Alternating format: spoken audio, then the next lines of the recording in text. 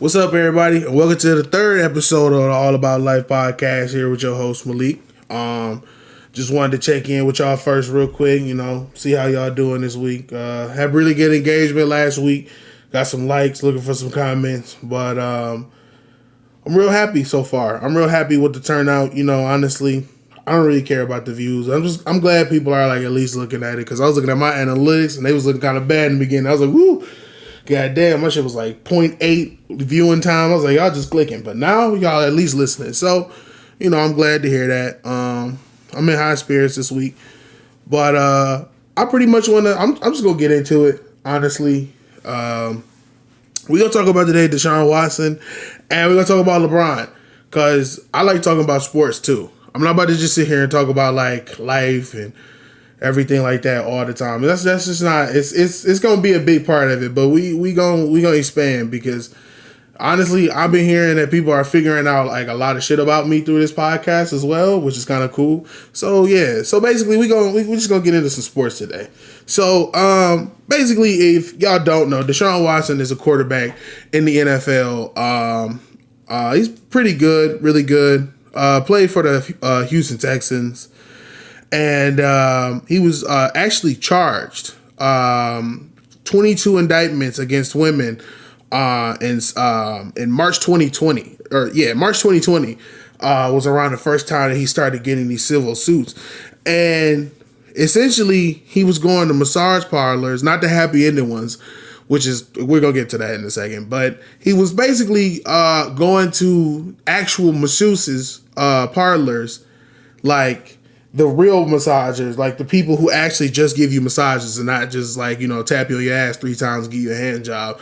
He actually was going to the real masseuses, and he was trying to get them to touch him. He would try to get them to rub in areas like the inner thigh, and try to kind of wiggle his willy onto their hands, or there's one, and I ain't gonna lie to y'all, bro. The shit is fucking. I ain't gonna lie. I know this is it's a little graphic, but look, it's just it's crazy. So this man, there's one where he literally just was on the massage table, and this guy fucking gyrates, and he just nuts on the table, and the lady's just what the fuck, do you he didn't even get touched. He just humped and then did that, and it's just he's serially doing these things. So he has 22 charges against him, right? And for me, man, it's crazy. And at one point, I'm really gonna talk about. It's just crazy how people feel like he could be innocent when, first of all, a lot of it he settled out of court for. And I know people feel like it could be because of I was talking to my brother yesterday. We was supposed to be on this podcast, but some shit happened. But he was saying basically, because of the timing of him wanting to leave and things like that, it could be a kind of a deal breaker for teams to kind of keep him there. But I feel I don't agree with that. I feel 20 charges is a lot, bro. It was bro. And they all saying the same thing. They're saying it's not it's far-fetched. These are all masseuses that are yeah, this nigga came in and did some crazy nasty shit on my table too. I had to clean my table up because he weird. Yeah, it's I feel and especially when you settle out of court with 20 different people, my nigga, you're definitely guilty of something. You're definitely trying to make sure that it doesn't go to trial, because there might be insurmountable evidence, there may not be, but you don't want to go through a trial, so you're gonna pay him out of court. But I feel honestly, even in the public eye, if I'm not guilty, then we gonna have to just go to court. You feel me? We just gonna have to, because I got money. I'm an NFL player. I can win in court if I'm so sure that I ain't touched none of these bitches. And excuse me, oh my gosh, oh my lord, oh my gosh, if I ain't touched none of these women in any capacity, then why would I be afraid to go to court? Why would I be afraid to do anything of the sort? Why? I would just go. I would literally just go to court, and fight it because I have the resources. And fucking, if I need to take off the whole year, then that's what I need to do. Because that shit is serious. Like, and it's also like damaging to your reputation. So if you're gonna settle out of court, I mean, the damage is already done. Let's keep that. Let's keep that honest. The damage is already done because when your reputation is around sexual assault in any capacity, your reputation is already taking a hit, whether you're guilty or not. But when you settle out of court, it looks even worse. That doesn't mean that he's not guilty. That does not mean that. And for people, I wish y'all understand that, because a lot of people be like, okay, well, if he settled out of court, it means he's not guilty. No, idiot. That doesn't mean that. That means that he settled out of court. That means that they came to an agreement to not take this to trial for an undisclosed amount of money, whether it be $100,000, $10,000, $50,000, whatever the fucking price is. They settle out of court. That doesn't mean that the nigga is not guilty. That doesn't mean that he's not doing the things that they're accusing him of. People don't really understand, I guess, words. And so the result, like the punishment from the NFL, I feel like it was whack. I ain't gonna lie to y'all. I feel like the NFL is so hypocritical on so many things. Like, and I'm not gonna just say like Colin Kaepernick, but like blackballing people, but even just like code of conduct, right? Like, you're not supposed to punch a woman in the face, okay? There's a kicker who used to play for the Giants who literally kicked his pregnant wife down the stairs, down a flight of stairs. This man received a 4-game penalty. That's it. 4 games. 4. That's it. That's all he was punished for.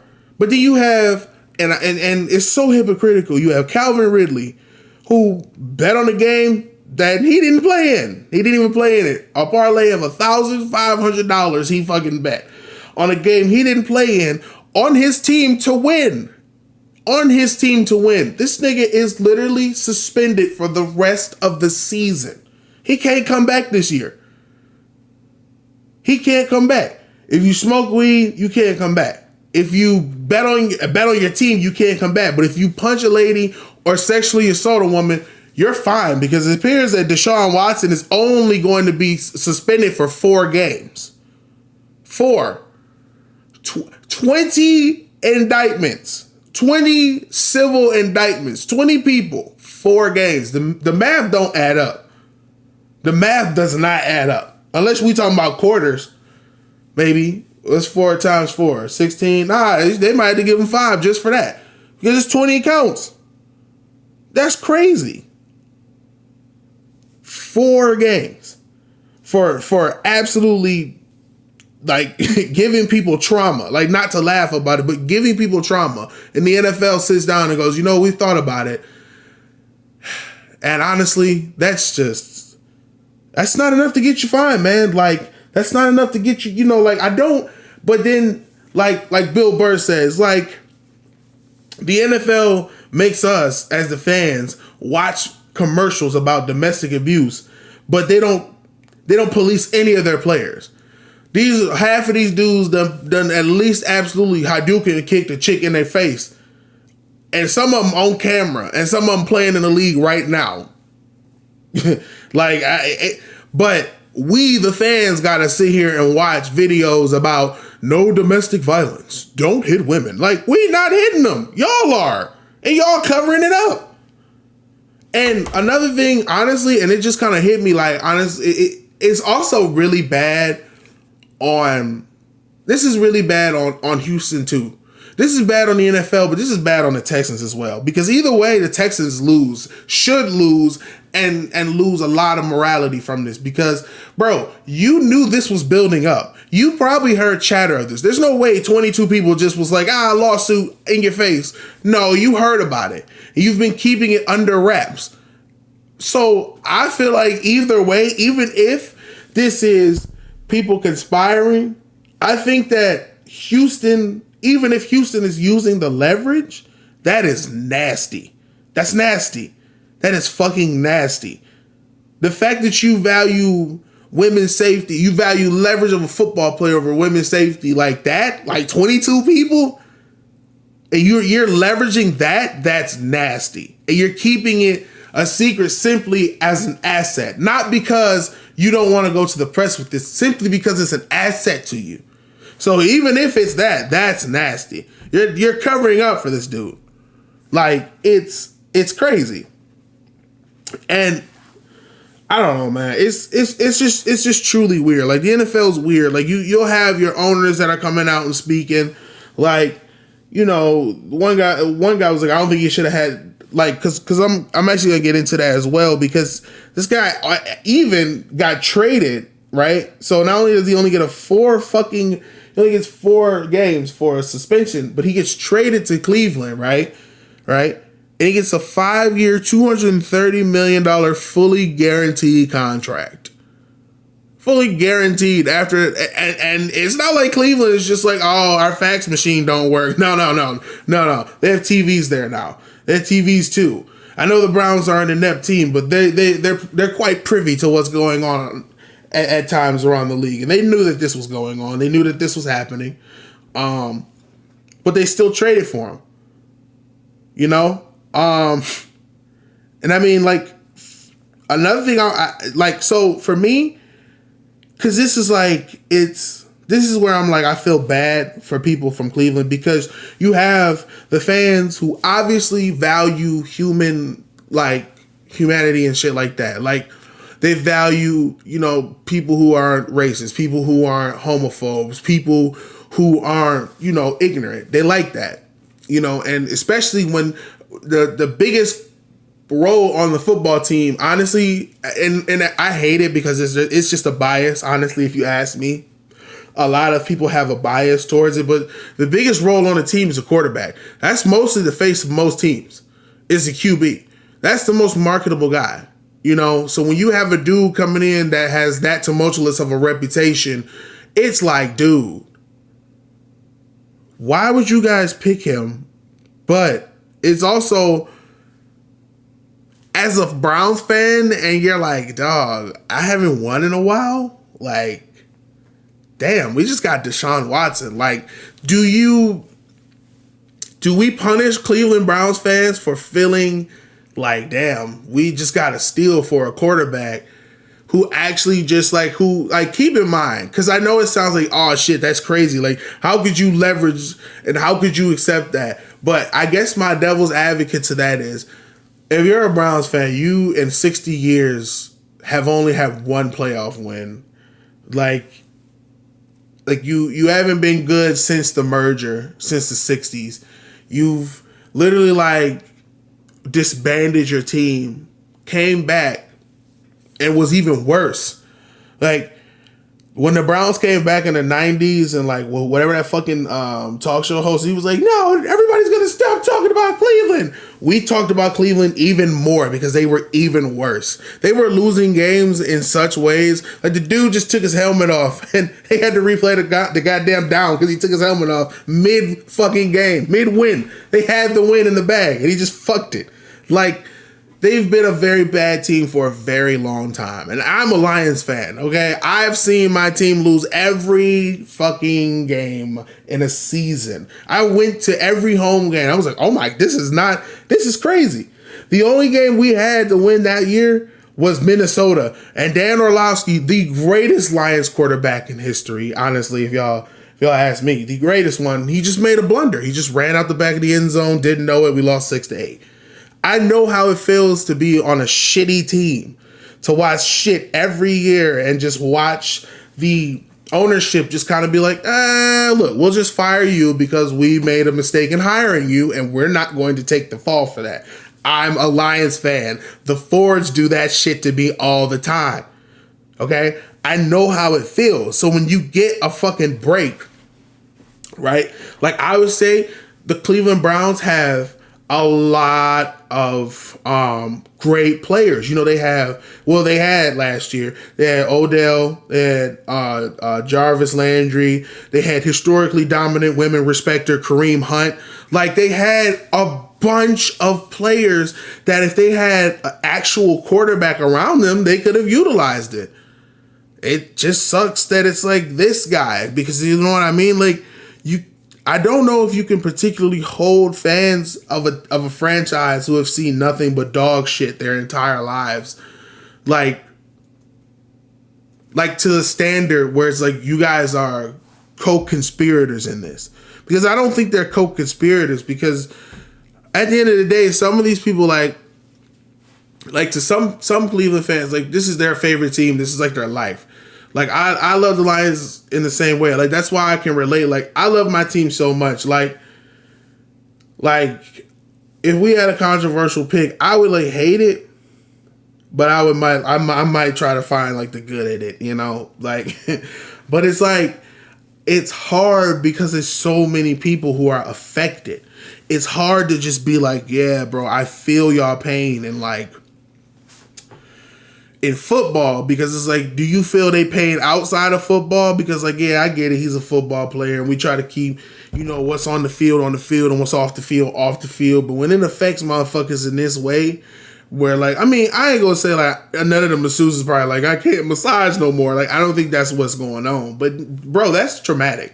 Like, I mean, I like have female friends who have been, you know, assaulted, you know, sexually. And, you know, some it changed. Like, it changed their whole thought pattern. It changed a lot. So when you do stuff that, or are accused of stuff that affects you like this, it's hard for me to just be like, damn, bro, I understand where y'all coming from. I feel like he shouldn't have got that contract. I really feel like he shouldn't be in the league. Like, a dude like Colin Kaepernick ain't in the league because he literally talked to a U.S. veteran about kneeling on the shit, and the dude was like, yeah, do that shit. That's, like, respectful. Because like, he went through, like, 3 different things. He was like, nah, that's disrespectful, that's disrespectful, that's disrespectful. But I think that's respectful. And I feel like if you're talking to a soldier, like, all right, cool, that's fine. You know, it makes a lot of sense to take heed from what he's saying. But he got blackballed from the league. But a dude like this is able to toss it simply because he can toss a football. We tolerate him. Just like we tolerated Ben Roethlisberger. The same way.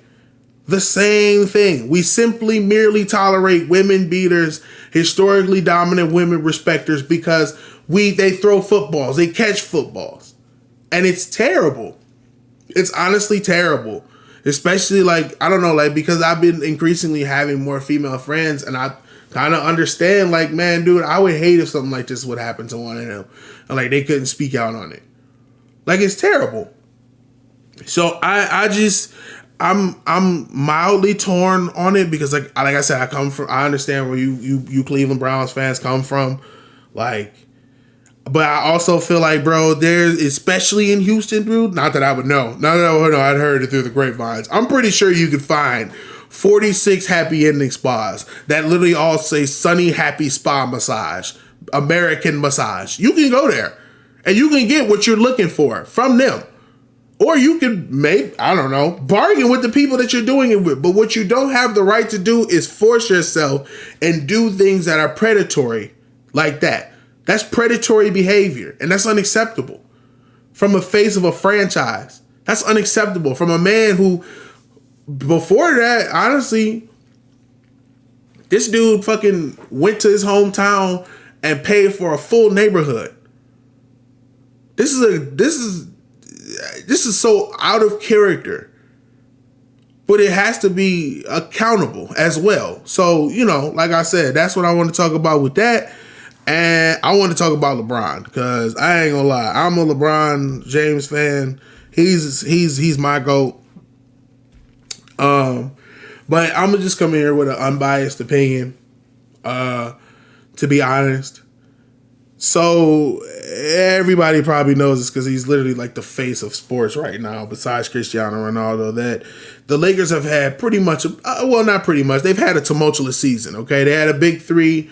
Last off season, a lot of pieces were moving, because here's what people need to understand. Firstly, even though Lay GM is maybe has some hands in it, the Lakers are they're a giant market team.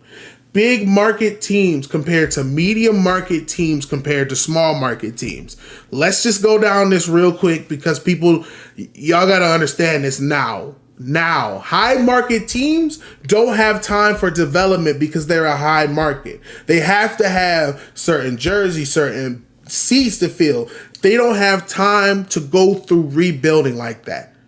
They don't. Big market teams do not have time for that. The Lakers don't have time to develop. The Knicks don't like to develop. They like to buy because they have the money. They have the cap space. They always do that. That's how big market, and they attract big stars. They don't have to develop. Small market and medium market teams have to develop.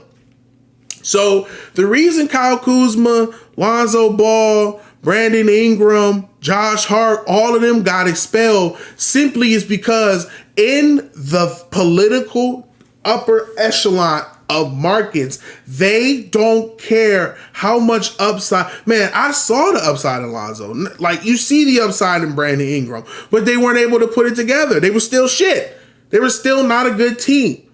And that's not a team you want to put around LeBron because LeBron wants to win. It's LeBron at third. He came in at like 33, something like that. 33 years old. It's win now, man. It's not, oh, well, let's do it in 2 years, even though it happened in 2 years. No, it's win now. If I can't win with y'all got to go. And they had to go. That's a big market. That's a big market. Big markets don't have time for that shit. They don't have time. So, LeBron started moving pieces, obviously recruiting people because that's what you do when you're the best player in the league, right? He did it in Miami. He tried it in Cleveland. Nobody wants to go to Cleveland, just like nobody would want to go to Toronto because it's a medium market. But it's a beautiful city, but just people just have their perceptions, right? And I think LeBron had a chance to bring in DeMar DeRozan from Magic Johnson himself.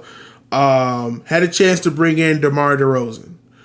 And DeMar really wanted to come to LA because, DeMar's a LA dude. He's an LA guy. He's a pretty good second. He's not a good first, but he's a great second. And, LeBron is ball dominant. He could just, give DeMar his shots in the mid-range or the three, however they want to, slice that. But he passed on him because he got to talking to Russell Westbrook, right? Both dudes are LA guys. And both dudes, I ain't even gonna lie, before the season started, right now, it's so easy with hindsight to say, oh shit, I would have picked DeMar DeRozan.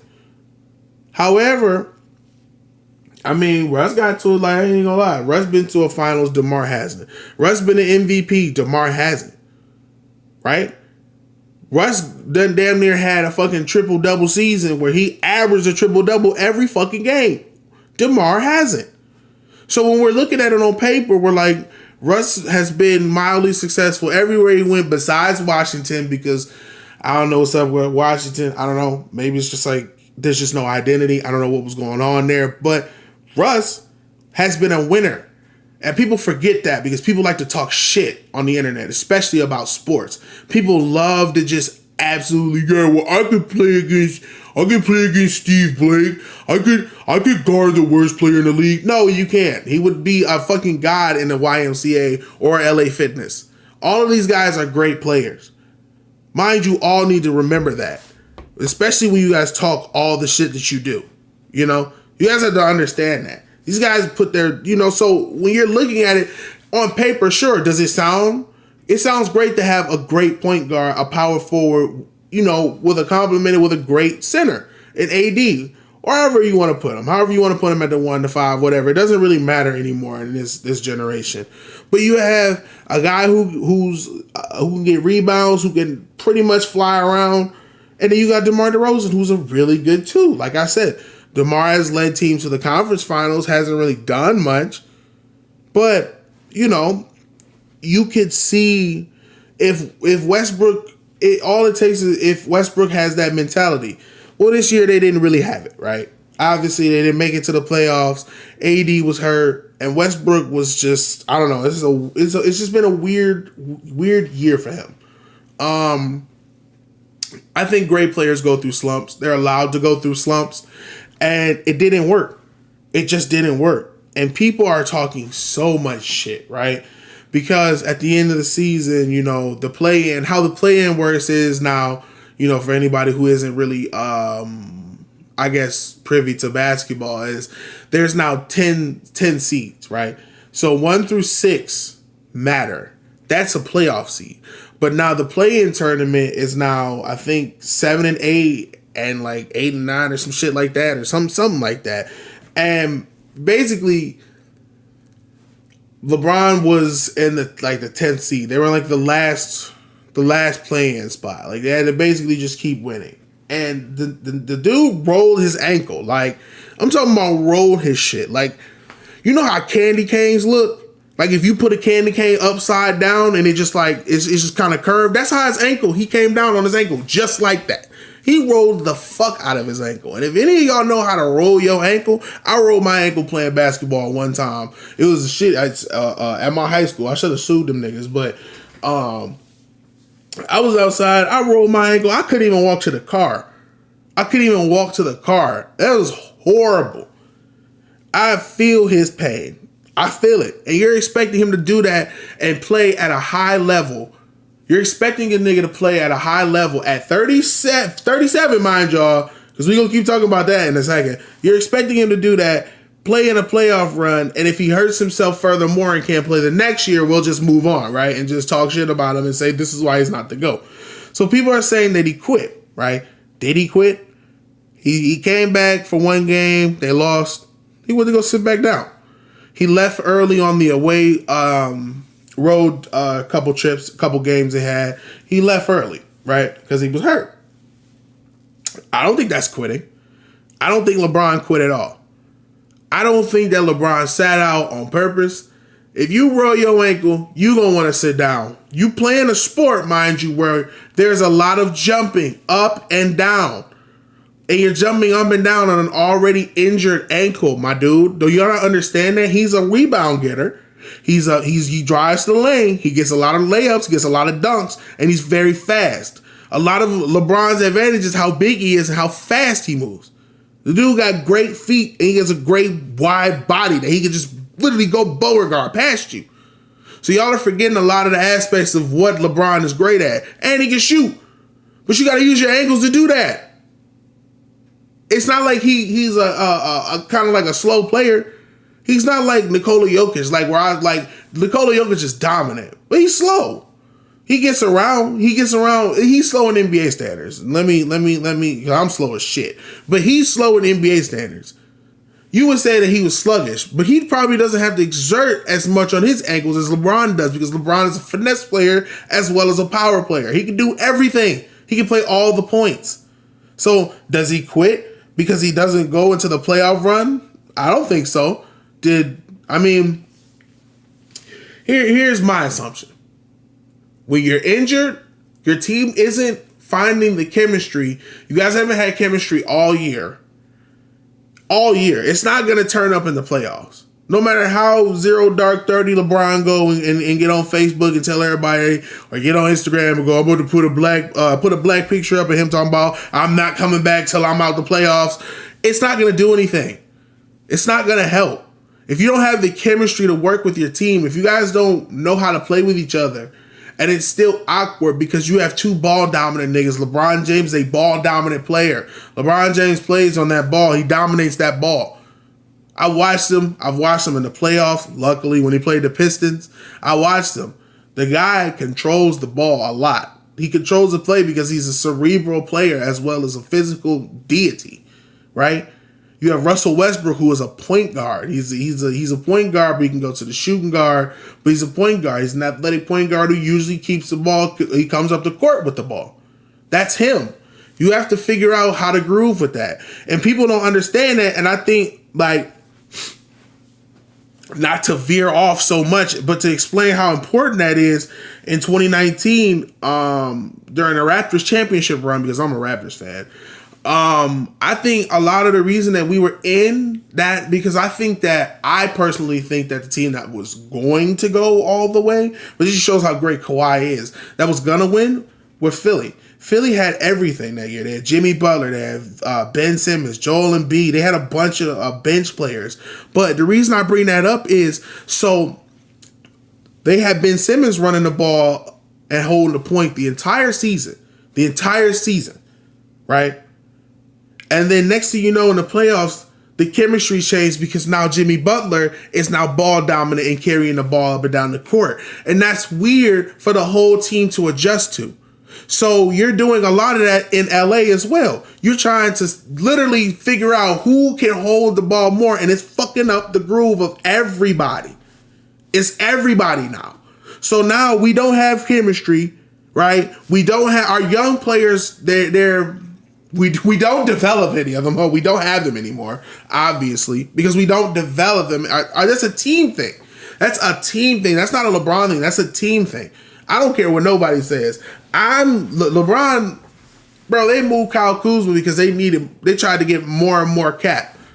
Like, look at him now. Look at him balling now. He had like a wishy-washy 50-50 finals, but he still put up the numbers. Still put up 19. And 19 is literally what LeBron need all year and has not been getting from none of these young kids. None of them. Malik Monk probably had like a couple good games, but he's not getting the output, and he's still dropping 38 something points, right?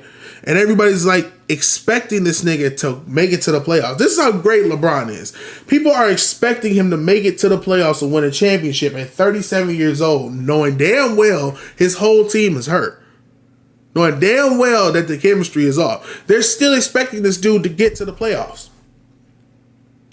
That's how much is still on him.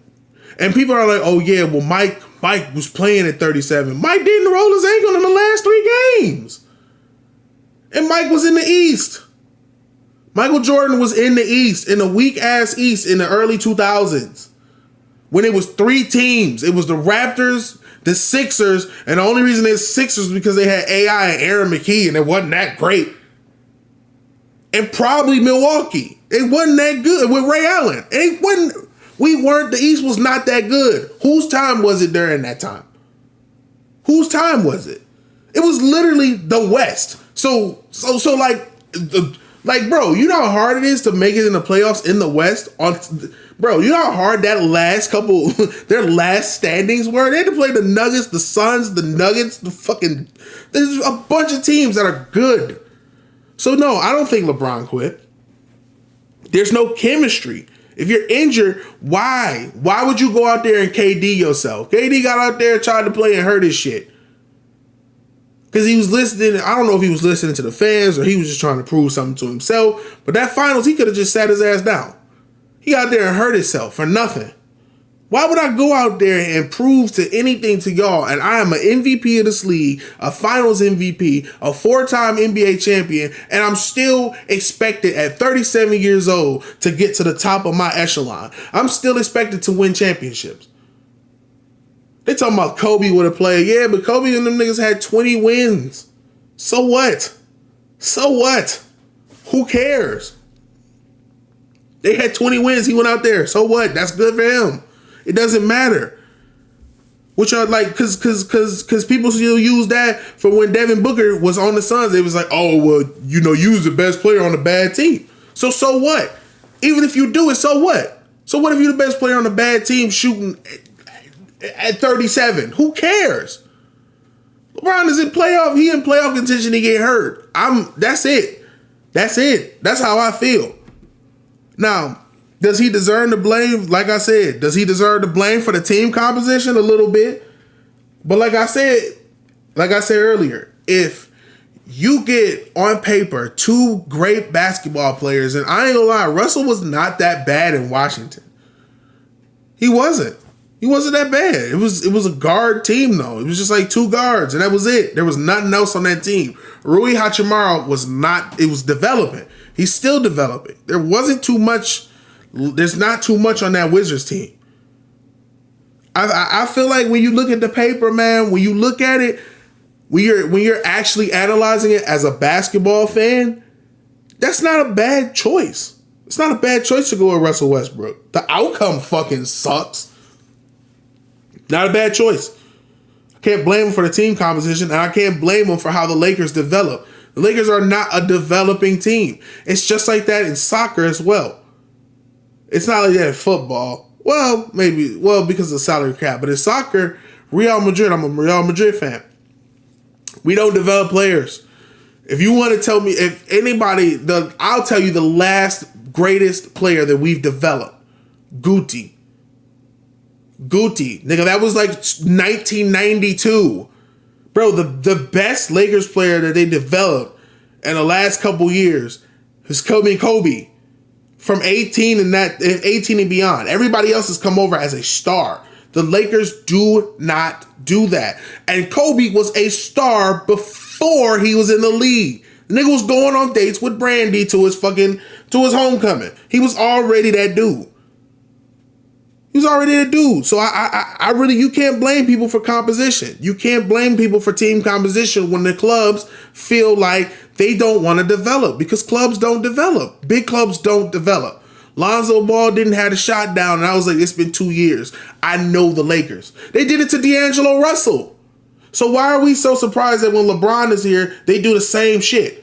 D'Angelo Russell got thrown off the team. D'Angelo Russell is pretty goddamn good. Well, it still is pretty good. But he got thrown off the team like nothing. And yeah, the whole Iggy Azalea shit and the Nick Young shit played in it. But, bro, D'Angelo Russell was a great basketball player. He was a pretty good basketball player when he was there. Big clubs don't have time for it. And the last thing I want to talk about with it is, does he deserve the public slander he got? Which obviously now Kareem Abdul-Jabbar backtracked, and he was like, just some of the things that he's done, it just doesn't seem GOAT worthy. And I'm like, what has he done that doesn't seem GOAT worthy? The man goes to the finals damn near every year. We expect him to go every time he's in the playoffs. Every season, we expect him to win an MVP. He almost won a scoring championship thing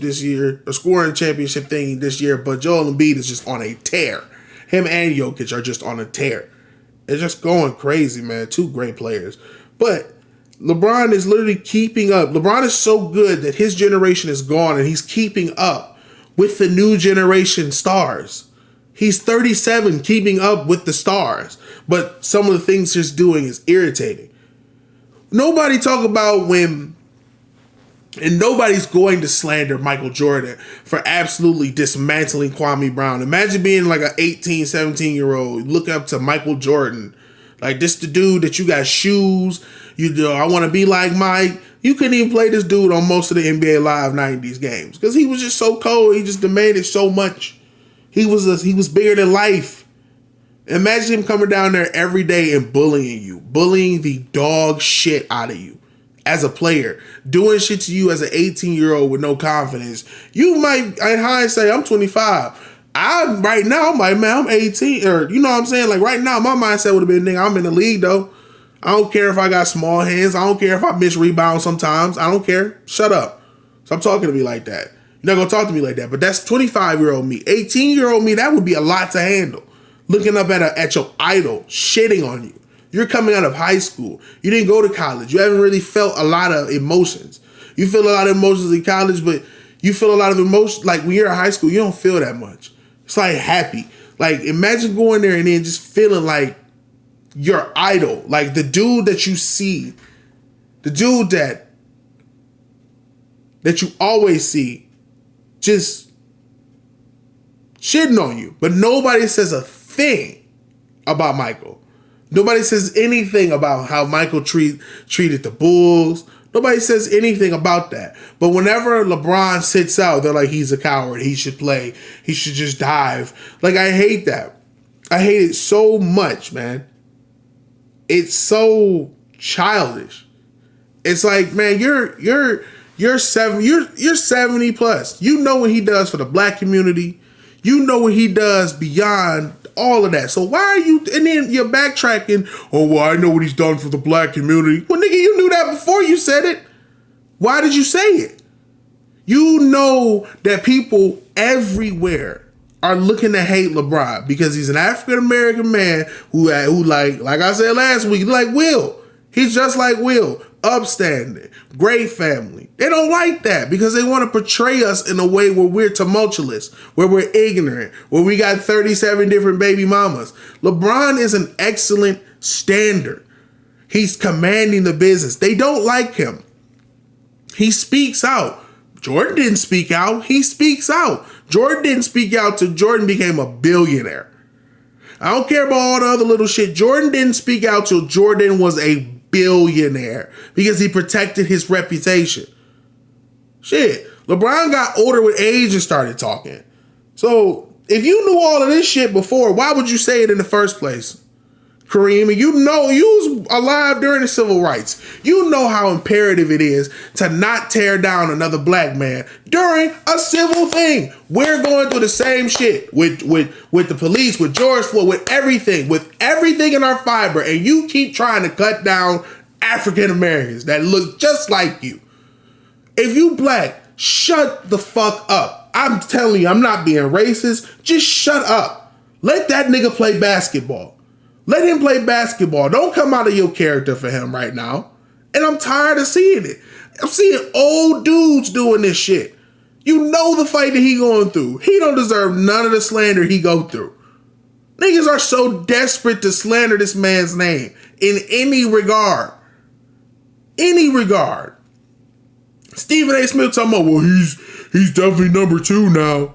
He's definitely number 2 now. He'll never be a number 1. Because he's 37 years old and didn't make the playoffs? He's 37 years old and didn't make the playoffs with an injured team. I'm about to sit here actually while I'm talking to y'all, and I'm about to just type in Anthony Davis. I'm just going to type in how many fucking games he played. Because I just want to see, genuinely, I just want to see how many games this nigga played this year. I think he played, let me see, 40 this year. He's played 40. There are 82 games in the season. This nigga missed not more than, but almost half the season. Why are we talking like this? Why are we talking like we don't know what the hell is going on?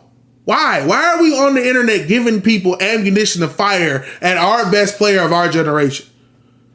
Because old dudes don't want to let go of Mike. All y'all just keep remembering the good times, and y'all don't want to move on and see that, like, he don't deserve the slander he get. This man 37, competing with today's superstars, my age superstars. I grew up watching LeBron. I'm like, damn, it's gonna be crazy when he like retire around like 2019, 2020. No, this nigga is competing for scoring championships. Why are we slandering this man? You talking about cherry picking? The nigga play basketball. He the only reason for most of the season that they've been in it. Look at the stats. You're not stat padding. You can literally like Google. You have information in your hands to where you can Google the game happening at the same time and see the closeness of it and see who's not helping. It's not LeBron. We're not talking about the cancer he is. This nigga can play all 5 spots. We're not about to say he's a cancer to the team. People just got pressured. It's pressure to play with LeBron. You got to understand, it's pressure to play with LeBron. It's pressure. It's stressful. You coming with the whole media. But man, you don't have the right to slander him. And honestly, that's what I wonder. That's where I'm going to stop. Because I'm just going to keep going. And I'm going to get mad and even more mad because I love LeBron. I love Michael Jordan. I can say that there can be 2 great basketball players. I can differentiate the fact that basketball and who's the greatest is open and subjective. I seen a lady who made a documentary about Big Country. That's her favorite player. She made a documentary. That is her GOAT. Y'all niggas ain't made no documentary for Mike. I ain't made no documentary for fucking LeBron. She made a documentary. It's subjective. But what you got to understand is there's a little bit more going on. So when you're slandering a nigga who's going through it, when you know that everybody, especially his opponents, are trying to kick him down, why the fuck are you stabbing on him? Why? Just say, damn, he got hurt. You want to spin a narrative towards somebody to give clicks because he's the most marketable dude. And I'm disgusted in it. I'm disgusted. So yeah, that's my 10 cents. This has been the 3rd episode. I hope y'all like this one because I'm very passionate about sports. I'm passionate about everything. I'm apologetic about that B word I threw out earlier. I don't mean to like. I don't want nobody to think I degrade women. Women are an integral part of my life. I can't throw a rock without hitting a woman that I love. So that's just how close I am with all the women in my life. But I get passionate. Like, it just makes me mad. Like, the NFL is hypocritical. People are like on LeBron for no reason. And I feel like there was just two things I wanted to talk about in sports today. So, we'll see what we talk about next week. Fucking, I might talk about some astronomy or some shit, Not astrology. I don't believe in pseudoscience. I don't give a fuck what you are. You can be a Libra, a Capricorn, or a goddamn tater tot. I don't give a fuck. I don't give a fuck about none of that shit. But have a good weekend, y'all. Keep y'all heads high. Fake it till you make it. I'm going to tell y'all that before I leave. Fake it till you make it. I don't give a fuck if you feel like jumping off a bridge. Tell yourself you happy. I'm telling you, that's how I've been feeling. I was like, I told myself I didn't even want to eat like a couple weeks ago. I was like, I'm hungry. I started eating. I was sad. I'm happy now. You got to fake it till you make it. Hold on, man. It's going to get better. All right, peace, y'all.